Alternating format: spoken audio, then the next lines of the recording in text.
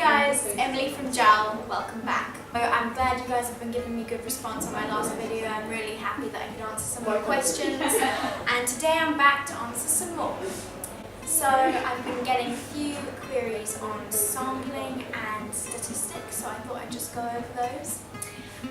So the main gist of sampling is being able to see your audience more accurately as a whole.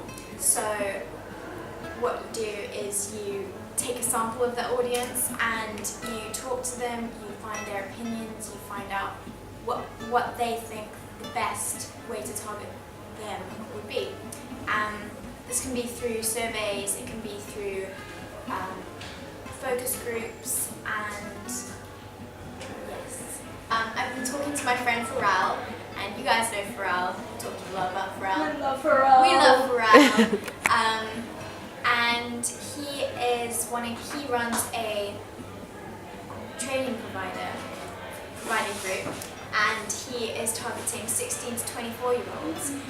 So for instance, if he were to sample 16 to 18-year-olds and then look at it as a whole, as from 16 to 24, that wouldn't be an accurate sampling because it's not accurate.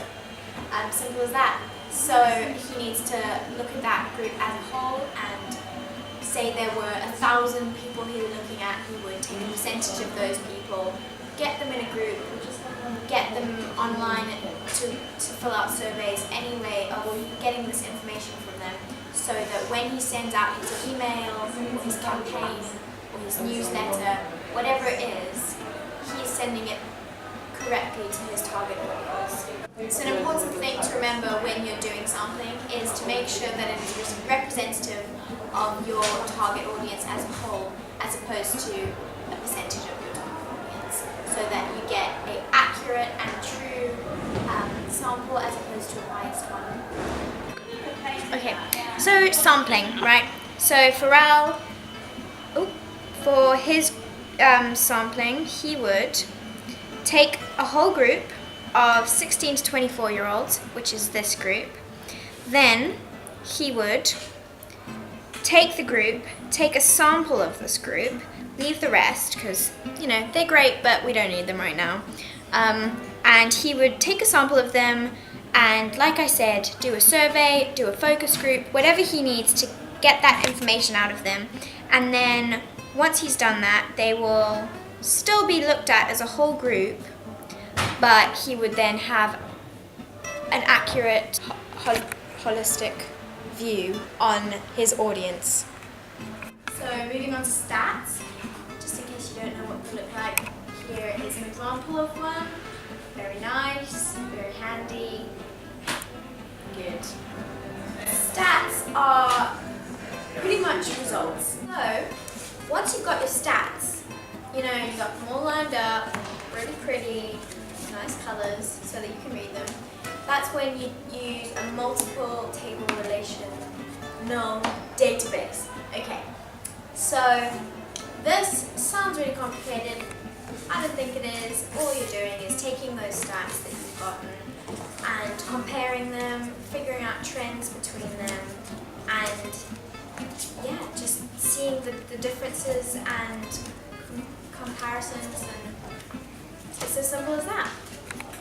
So for Pharrell, that data would show how many people have applied after their campaign, how many people have then done the apprenticeship, and then how many people have gotten a job afterwards, and that would show his success in his business. There's no real disadvantage of using stats, in my opinion, because I think stats are great. There's no way you can go wrong with them. It's just if you use them in the wrong way. So if you don't monitor them properly and you let the information get out of hand, or you get some information but you don't get the rest, it could be very misleading, and it can definitely go down. Yeah. The next question I'm just going to read because it's a bit of a long one, but I'm sure you're fine with that. Okay, so how to ensure validity and reliability of information retrieved from the internet. Now, I can understand where people can be confused with this one, but it's really simple. got to make sure that all of your information is retrieved from reliable sources. So it depends on how big the company is. Obviously, the bigger it is, the more reliable it's probably going to be. And yeah, make sure all of the information is relevant to a database. That's a way of knowing, because if it's just random compared to what the question you're asking, of course it's not really that accurate. So make sure that your information is true and replicable. Great. In Pharrell's case, he would go onto the National Apprenticeship Scheme online, which is a big company, so it's reliable.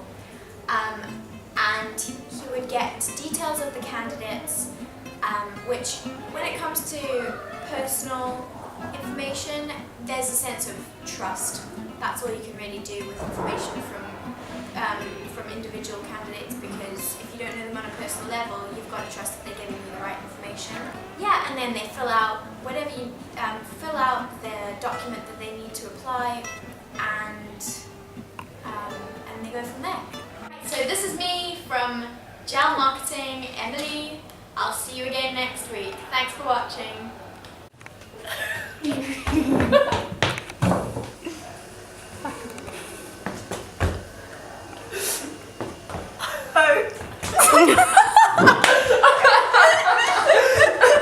Okay, that's everyone.